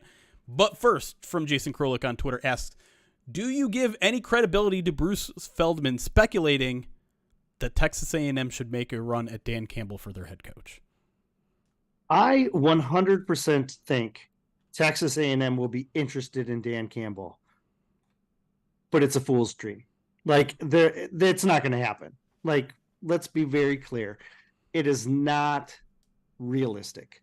This is a guy who went to Texas A&M 2 decades ago and likes it, but has an immense passion for what he is doing. This man cries on Monday Night Football interviews thinking about teams that he had 2 years ago in their effort to play. He is a NFL player and coach through and through. He is not a college coach in any way, in my opinion. That's his alma mater. Great. Would they be interested? Sure. Will he ever consider it? No. Not even close. He not only cries thinking about former Lions teams, he cried when he stepped on the practice field when he first became head coach, because this organization, this city, means a lot to him. He may have only spent a year or two here, but he recognizes a team that matters to him, a fan base that he knows is passionate. I mean, how many times does he go out of his way during a press conference to just talk about the city, just talk about the fans, talk about the environment in Detroit? And I know Texas A&M has a deep wallet. That's the only card that they can play, though. I think the fact that he's an alum doesn't even carry that much water. All that they can do is offer him Brinks truck behind Brinks truck. Like, that's it. And does Dan Campbell strike you as a guy who's like, I love where I'm at. I love everything about this job. I love this city. I love my players. But $100 million. Think what I could do with that. And to be clear, they're probably not going to offer him $100 million. But either way, like, this is not a guy that seems like, I need bright lights, I need a big, bank account. No, this guy is happy with the simple things in life, whether it's his little teacup dogs or eating ice cream at night or just drinking a Miller Lite. Like, he's gonna be he's immensely happy with where he's at, and I don't think any amount of money can pull him from that. He spent 4 years at Texas A&M during his youth. He has spent 6 years of his life in Detroit as a player and coach as an adult. This is an adult. Yeah. He's going to stay an adult. And it's not like the Fords are hurting for money either. Right. Like, they've ponied up money for a lot of new things and a lot of new coaching positions, and they've shown that they're willing to pay to win, right. And he is bringing the wins. Right, yeah, right. So, I was going to say, if the wins continue, he's going to get all that he needs here. Yeah, 100%. All right, let's move on from that. And I, by the way, I appreciate the way that you worded that question, Jason, because it is pure speculation. This is not a rumor even. This is just Bruce Feldman connecting dots, and so relax, everybody. All right, Dan Midge Control, I like that name, on Twitter asks, are the Bears, assuming Fields is back and picks up where he left off, a more difficult matchup for the Lions than we're giving them credit for? Mentioned that they're fourth in overall run D, I should say, and Fields looks like things may be trending up prior to his injury. Well, I tell you, anytime you're facing a team in the division, you have to be conscious of that. Second of all, anytime you're facing a team that wins as a wins in the run game, both on offense and defense, then you have to be concerned about that. Like, those are two elements that make the Chicago Bears someone that the Lions will absolutely be having to pay attention to. But at the same time, the Lions are very good in both of those areas as well in the run game. And Dan Campbell has gone on repeatedly and talked about the fact that division games basically count as two because of having to, like, what they mean for in the division and the conference and your seeding. And so he takes a high priority on their divisional games, and he makes sure that the team understands that focus. So, yes, the Bears have a couple of things to be concerned about. And obviously, if Justin Fields is there and the mobile quarterback, and the issues we talked about in the first segment, there are some things, certainly. At the same time, I fully expect the Lions to be prepared and have answers to where the Bears are good. Yeah, I think the Bears can provide them with a little bit of trouble on defense. I think the Lions defense might have some trouble with the Bears. Now, if they are going to try to run the ball against Detroit, I think that could be an issue for them. I think the Lions are prepared to stop a Donta Foreman, Khalil Herbert, if he's healthy, type of duo. I think they're built to do that. Now, if they bring Justin Fields into the occasion a little bit, maybe they'd be hesitant to do so since he's coming back from an injury. Who knows? We'll see. But the play, like, if they can get a little bit of that going, the play action can work against this defense. And now they have a couple guys in DJ Moore who can hurt them. But there's just not enough to me. There's just not enough of a passing attack to be afraid of where the Lions can't just kind of focus in on the run game. And then on the opposite side of the ball, I have too much confidence in this Lions offense to think that anyone can stop them right now. There are too many ways that they can beat you. We saw, like, I could see a game very similar to what happened in Tampa. And I know I just said that the Bears offense could give them some trouble, but I think it's an opportunity for the Lions to show, hey, I know we're showcasing these two running backs, but we can also pass the ball a heck of a lot. We have a quarterback we really, really trust. We have a bunch of receiving options. If we need to go full passing attack, we can and we will, and we're going to win. Well, because the running backs can catch too, both of them. True. Right? Right. So it goes back to, again, what we talked about earlier. This team can win in so many different ways, no matter what the opponent's approach is. The Lions should have a counter for it. Right. And the thing that the Chargers game, that really resonates with me is the fact that even if the defense has a bad day, the offense is just so good right now. Like, they're hitting their stride at the right point of the season, and they're really coming into their own. So I'm excited to see this game, and I think it should be a fun one for the home crowd. Yeah, I mean, I think when it comes down to it, even if this somehow becomes another shootout, who do you trust to outlast the shootout? The Lions offense as it is, or Justin Fields and the Bears offense? Yep. That's basically it. Going off of this is maybe more of a more psychological question than it is a matchup one. Ryan in Toledo asked, is this Lions team capable of falling into a trap game? The Bears are bad. The Packers are bad. Can you see them looking forward to any games that may be more important to coaches and overlook these games, like the Saints or the Broncos? I mean, you kind of touched on it a little bit, right? Like, the division games matter to Dan Campbell a lot, and they're not going to look past that. And well, I think the biggest hiccup is that you have a short week following the Bears. You're right, against another division opponent. Right. And I think that's part of the reason why I was a little bit worried about this maybe being a trap game, because maybe you start game planning for the Packers because you're a little bit worried about them, and you have a short week, so maybe you take the Bears a little lighter. The thing is, I do think the division opponent really amps up the intensity level and the focus on the Bears. The other thing is, they've already done this twice, right? They've already had Thursday opponents that they've had to prepare for. So they know this routine. And when we look at when they had to play the Packers on Sunday Night Football back in week 4, they were in a similar situation. And so what they did was they started having some of their advanced scouts do some of the work ahead of time to make up that timeline. So they already have a method in place in order to get the information that they need to prepare for Thanksgiving. So I do think they're ready for this, and I do think that they can avoid the trap game because of the information at their hands. Here's the thing for me. I'm never going to be concerned about motivation with this team. Right. Ever. And you look at how this team has played against bad teams this year. They've blown them all out. Every single one. 2-score game, 2-score game, 2-score game, 2-score game, 3-score game. They're blowing them out. And I think that speaks to their focus. Although I think sometimes we overplay that card. Like, if a good team loses to a bad team, it's because they weren't focused. That's what it has to be. That's too simplistic for me. I don't believe that. Sometimes teams are closer in talent than you think. Sometimes it's just a bad matchup. Sometimes you just don't play well, and it's not because you didn't focus. It's not because you didn't play hard during the week. Do you think Dan Campbell is going to let this team get away with not practicing hard this week or next week? Although they'll probably just do walkthroughs next week with the short right. No.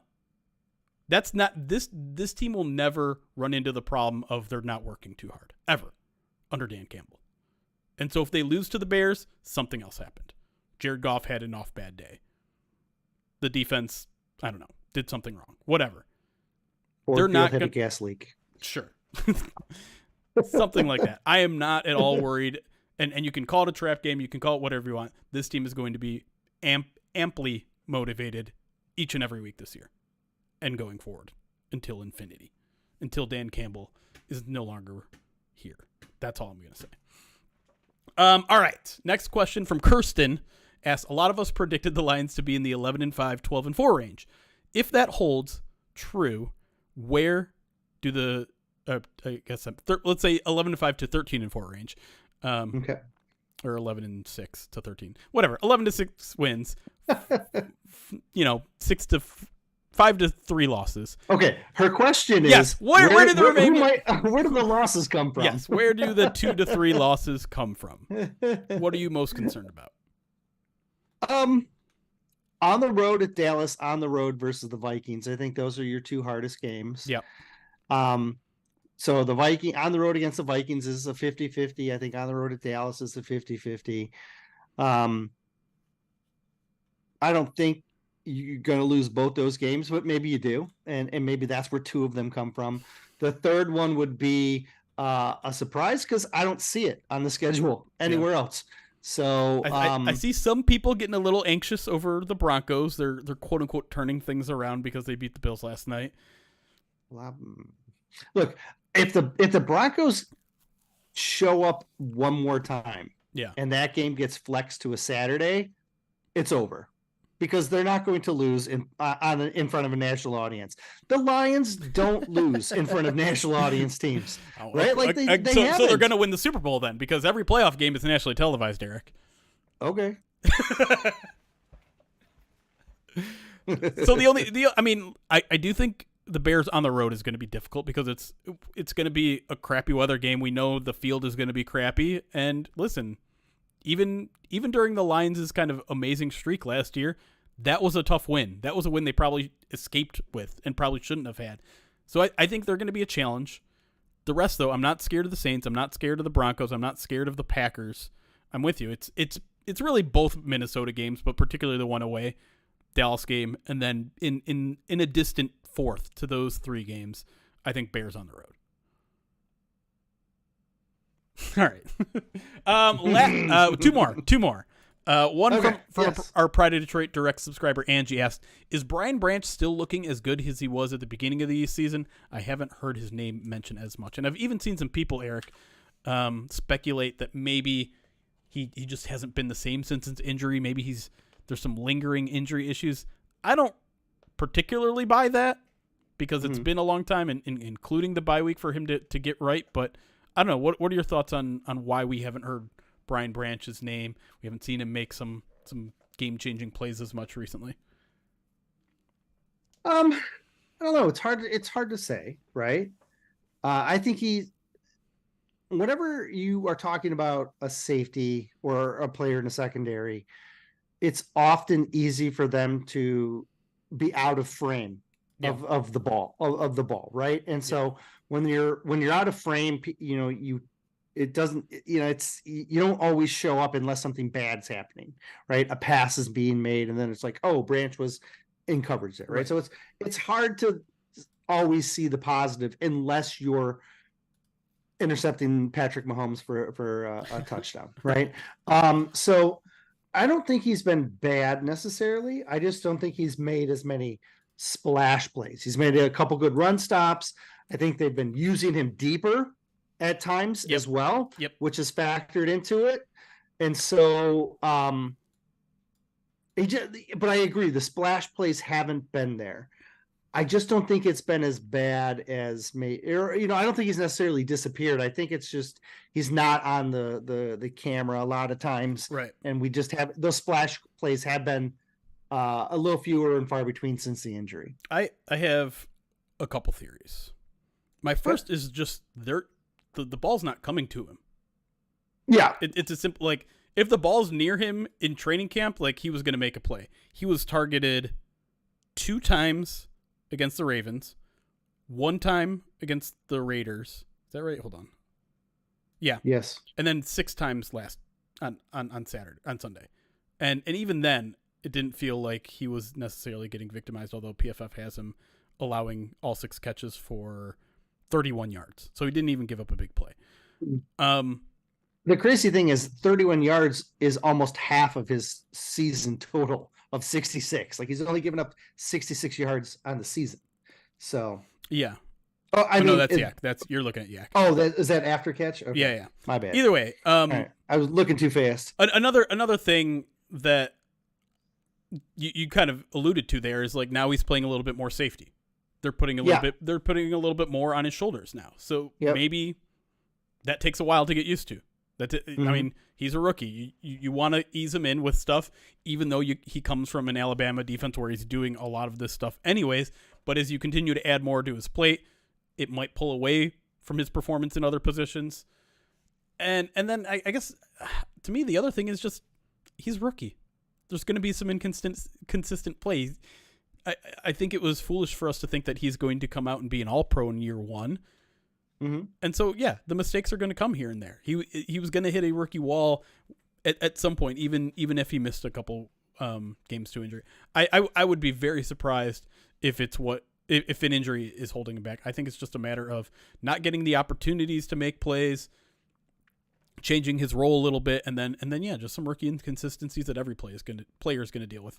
If there's any concern of Brian Branch and who he is as a player or his development in the NFL, that concern is about number 50,000 of my concerns with the Lions right now. Like, he's going to be a really good player. He's going to continue to make plays. We're talking about a 3-game sample size out of his injury. He'll be fine. I'm not worried.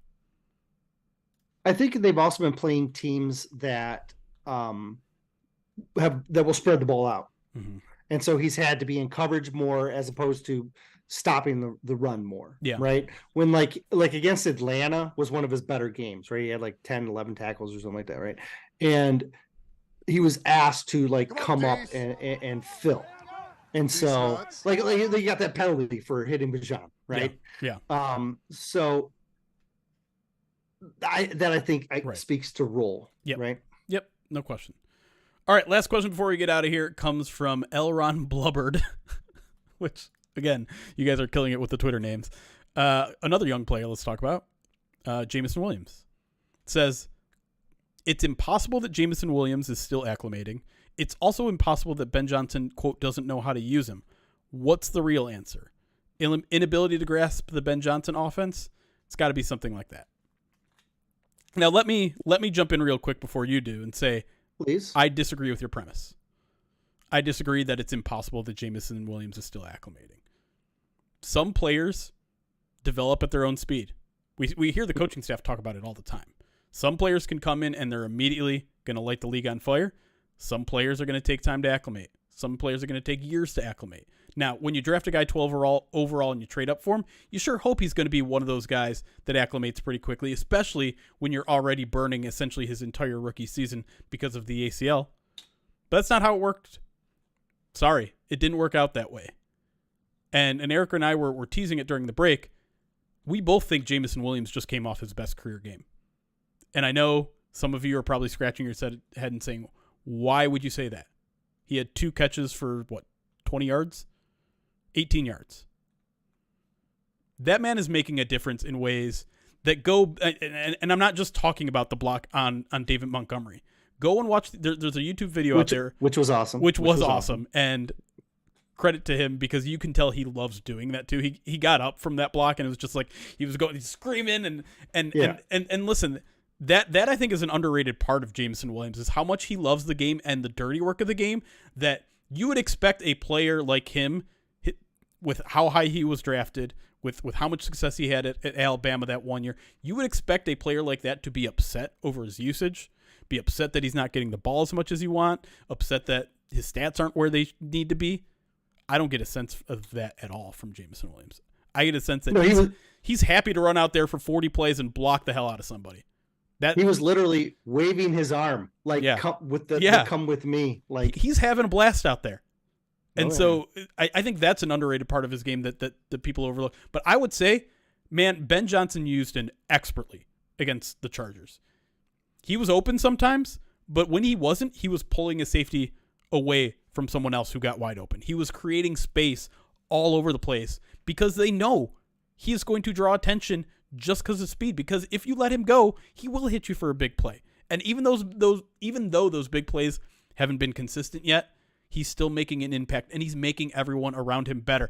And do you want just a guy who's going to make everyone else better around you out of the 12th overall pick? Probably not.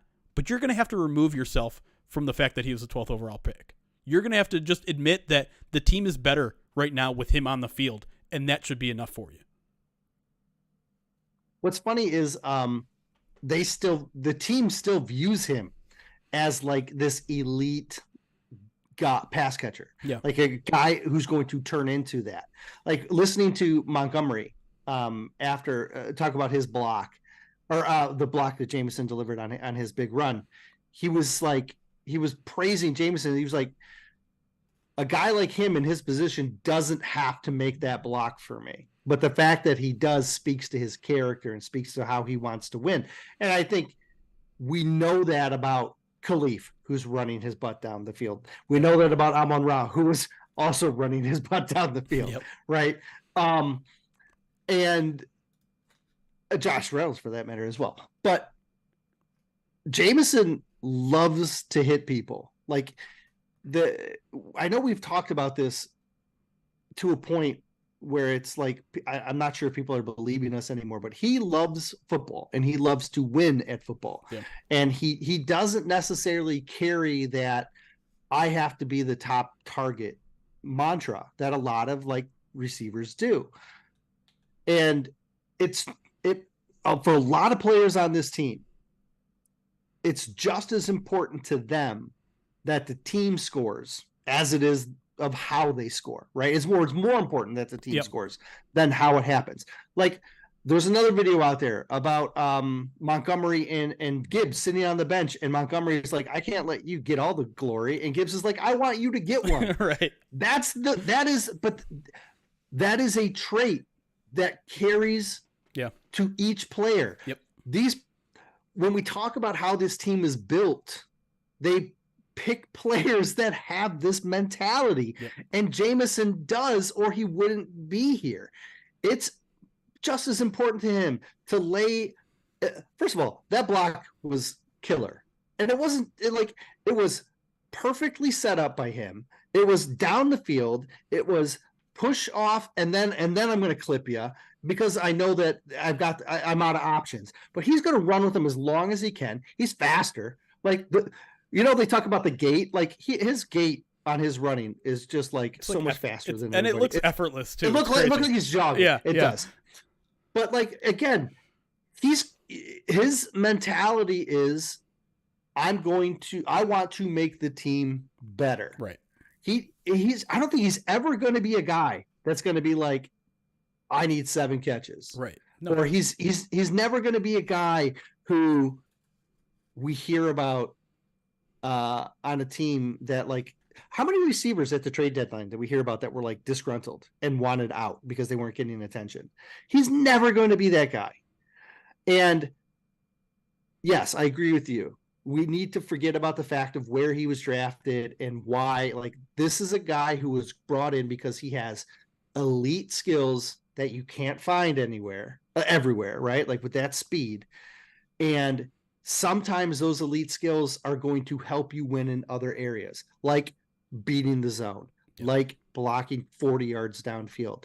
And hopefully those catches come. He made a really tough catch. One of those catches was really hard. Mm-hmm. The one where it wasn't a great throw, but he made a really tough catch. And honestly, he was wide open on that play way earlier. If Goff had seen him earlier and delivered a cleaner ball, he scores on that play. And we're also forgetting too, the man did score a touchdown that got taken away from him. Probably shouldn't have gotten taken. A baloney right. cut block. Yeah. So I mean, I think the production is just going to eventually come. I really do. Yes. I agree with you on that. People who watched the Madden Sim last week thought I was dogging on the guy, and that's because the one part of the game that I don't think is going to improve is his hands. I think he's going to have incredibly frustrating drops here and there, but I'm seeing him come along with his route running. I'm seeing him start to get the details right, and that's why I think the Lions were holding him back for as long as they were, because yes, I do think it took a long time for him to acclimate. I do think it maybe took a long time for him to learn this offense and get all the details down, but that's where I'm starting to see the progression. And I know the Lions see it too, because guess who was in on the game-winning drive for almost every single play? Jameson Williams. Guess who's in for red zone plays where they took him off the field before? Jameson Williams. it's only I mean, they design plays for him in the red zone now. I mean, he's a starter, right? Like he's a starter now. He's started the last 3 games. He's played starter level snaps the last 3 games. And I actually will push back. I think his hands will improve, and I think they will improve as I do think there's an acclimation process that's still going on. And the reason I say that is because look at where Jared Goff places the football with guys he's comfortable with. Look at his passes to Laporta, outside shoulder away from the coverage. Yeah. Passes to Amon-Ra, in stride, away we go. It's Khalif Raymond hits him. He can hit Khalif. He's still not quite hitting J-Mo in the spots that are conducive to helping J-Mo, keep going, or he's a little bit low. So if Jared Goff has so much chemistry with everybody else, yet he's still missing J-Mo a little bit here and there, that tells me that they are still acclimating. And if the ball starts getting into a better spot, those catches become a lot easier. So I think his hands can improve still. I think they will improve still. I think the problems go beyond ball placement based on what I see in practice. Stop dogging on him ball. So much. The ball placement isn't where it needs to be in game. I will agree with you on that. But in general, I've seen this guy catch passes, drop passes in practice where placement has not been an issue. And that's to me where I carry the concern over. Yeah, I'm not saying he hasn't dropped them. I just think that's correctable. Okay, fair enough. Because I agree with everything you said except for that. Except for the one negative thing. All right, we'll end things there. Thank you all for listening as well. As always, we are in the middle of our Movember campaign. We've raised over $12,000 for the Alzheimer's Association as we hit near the midpoint here. We're going to try to get to 50K. Remember that we are going to have a marathon stream with a whole bunch of guests on Tuesday, December 5th. That's going to go, I believe, from... I don't want to commit on time yet, but it'll be about a 16-hour stream all day. So clear your schedule if you can to hang out with us all day and help support a couple good causes. We're going to get the auction going this week as well for some awesome, ridiculous prizes. But until then, thank you all for listening. For Erik, I'm Jeremy. It's chaos. Be kind. Recording stopped. I didn't want to have to explain the whole, maybe he's still maturing, because of his eating and because he's putting flurries on Big Macs. Yeah. Maybe as that develops other parts of there's just Big Mac grease on his hand. Because I knew that would be perceived as negative if I said he needs to mature, you know what I mean? But then you look at his eating habits and you're like, by the way, Silver Rush, $100 donated to the Alzheimer's Association. Says more memories for Erik's daughters.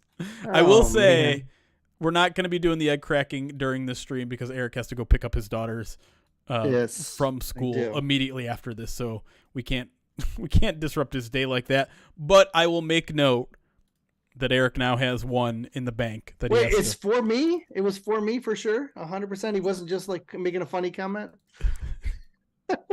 Yes. Yeah, that one's for you. But thank you, Silver Rush. Very much appreciate it. I'm sorry if you aren't here when we do the actual cracking of the egg on his head, then we'll send you a clip or something. Oh JT God. Sam, you're going to give all 5 of those to Erik? Come on.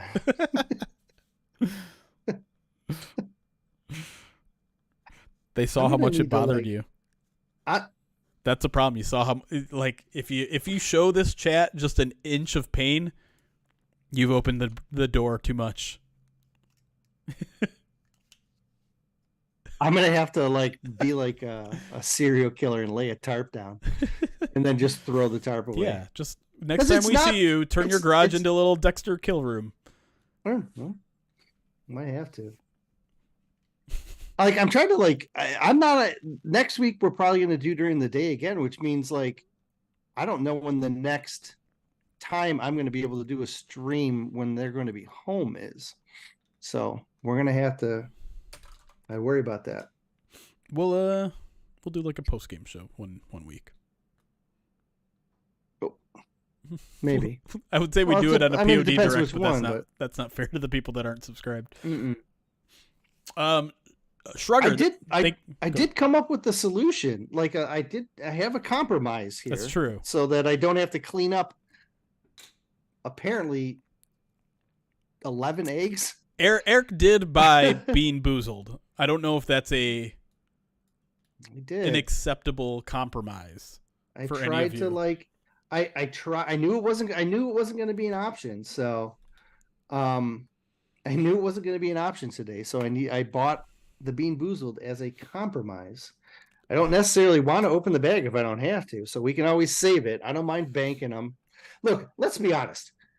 If I'm getting like 11 of them, I'd rather just do it all at once. Like that's fine. Like the cleanup is the worst part. It's not even the egg. So what is a Fiery 5 Bamboozled? Is that just like a spicy one? By the way, Shrugger, thank you for the 14 months subscribe to the channel using your Twitch Prime. Says watch Devontae Adams' game in his first season versus Detroit. Lots of drops. Yeah. I'm not saying they can't be improved. I'm just saying I've seen them way too consistently for me to believe they're just going to immediately go away. 5 spicy flavors. I don't know about. I mean, could do that. I don't know if anyone in chat that has an egg crack that they were aiming for Erik. No, we can hold them. It's fine. We can hold them, but let's offer a bartering system here. If you're okay with him doing a Bean Boozled, he will do 1 or 2 of them right now. Just throwing it out there. Look at you speaking for me. He will do 1 or 2 of them right now. That's right. Yeah, but that's where we're at. So we can probably answer a couple more questions here.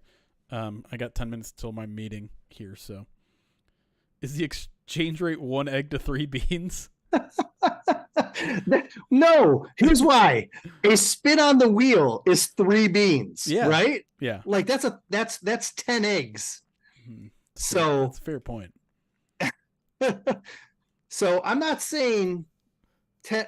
Maybe I'll do a 1 for 1 because I'm trying to be nice here, but we're not doing $100. This is 3. Finally how I get chat to turn on you. No, but I think I'm trying to come up. I'm willing to give a more than fair market value, considering it's a 10 to 3 ratio, and I'm willing to do a 1 to 1. What about 2 to 1? I'm giving you a 1 to 1 on a 10 to 3. Like 2 to 1. This is like I was just going to do this as a option to get you relief on Wheel of Pain. And then I said, oh, I'm going to not be able to do the egg, so I guess I'll offer it up. But I guess I just won't be there. Chat is giving a definitive no thanks to your offer. That's fine. Everyone says nope. Now I just want to give Erik an egg on the head even more. Well, all at once is fine by me. Unfortunately, eggs cost more than the Bean Boozled do. That's right now. That's we have a question here from Lost Ocean. Asks, can the Lions afford to re-sign Sewell, Goff, Jackson, and Amon-Ra? Oh, we'll find out. I think the answer is probably yes. There's definitely ways to do it. The biggest question amongst that group, I think, is obviously Jonah. I don't know, man. I'm a little bit weirded out by the Jonah situation, and I'm not nearly as high on him as you are. But I'm also not down on him either. I just think when you watch what he can do, look, I get the injury concerns that people have. I get PFF not liking him. Okay. But when you like on that 4th down play, that 4th and 5 where they ran it was Jonah. That was like that pull up gut, and he grabs a guy and he turns him, and then he like in unison with Montgomery, like he completely opened that up. Yeah. He's that impact that he can have in the run game is a huge difference. It's not unrelated that they had such a massive run game success in this game when on the week Jonah returns. I mean, granted, the 75 adds into that, as well, but like the down to down. Well, Frank, what do you mean? 77. Oh yeah, certainly. But I'm saying like when Frank was there and Jonah wasn't, they weren't as effective against the run. And save the Raiders. I guess the Raiders game kind of kills my whole theory there. But my point is, it's a lot easier to find success with Jonah, and I think his injury history is going to drive his price down actually more than what it would have been. Because I think Jonah is a top 10 guard, like regardless of side, and you're probably not going to pay top 10 money for him because of the injury history. So for me, it's worth it. I know, look, I'm higher on him than a lot of people are. I get it. Yeah. I like him at a pretty good level. And I think you can get Graham at a cheaper price for multiple reasons. Age, hometown discount type of thing, right? Yeah. Like, if there's one guy that like the hometown discount is real for, it's going to be Graham. Yes. And so, I just want to play with my friends type of thing. So I mean, if you keep Graham for another 2 or 3 years or whatever he's willing to sign for, I think you could survive with Colby Slaughter still at left guard. You probably could, and you could probably move Graham to left where he's probably more comfortable. Sure. Than Colby would be, but then your depth is worse, obviously. So let me back up a second here. Your tackles and your center are your most important positions, and you pay the crap out of them. Yep. Absolutely have to keep that. Your guards are luxuries. Okay. If you can get a high-level guard, you do. But the guards aren't as valuable as your tackles and your center. Your center is vital, and your tackles are massively important as well. But if you get the opportunity and you have the luxury and you have the space, I'm all for it, especially if you're going to get Graham at a lower price, and which I think you will. I think you try and bring Jonah back. We'll see. It's an interesting conundrum, and as we get further and further along, it's unclear where things stand. I mean, obviously there have been talks. We've heard that there've been talks, but we don't know if there's going to be a resolution. I still think there probably will be, but I think there's also a reasonable direction that they could go without Jonah in a way to, I don't know, pay someone on defense to play football. But I think we'll probably leave the discussion there. We are 4 before the hour here. And I don't know why I just played the theme song, because I meant to hit the raid button, and the raid button didn't work anyways. So let me pull up Twitch and see if I can send you guys somewhere else. You have something else to say? Say it. No, the only thing I was going to say is, the one thing to keep in mind is that all of Holmes' first-year picks become eligible for contract extensions. Yeah. So you don't need to re-sign Sewell, because you're going to have him for next year, and then you're going to have him for a 5th-year option after that. But the potential is there. And if they decide that they want to pay Sewell in islands, might be harder to re-sign Jonah then. Yep. No question. All right. We are going to go raid our good friend, that dude Dev. He just this is not why we're doing it, but he just so happens to be a Bears fan. He's a Madden streamer mostly, but he streams some other games as well. So go enjoy him. Be respectful. He's a good streamer. He's trying to make this thing a full-time gig as well. So give him a follow. Give him a subscription if you can. He's good people. And we will be back with the First Bite podcast probably Thursday night. I haven't quite lined that one up yet. And then obviously we'll be back to our Saturday morning Madden Sims as well. And I think we're gonna try to mess with some sliders to give them at least an ounce of respect for the Lions, because they are just getting clobbered every Madden Sim we do. So that's all we got for today, everybody. Go enjoy the rest of your Tuesday, and we'll see you on Thursday.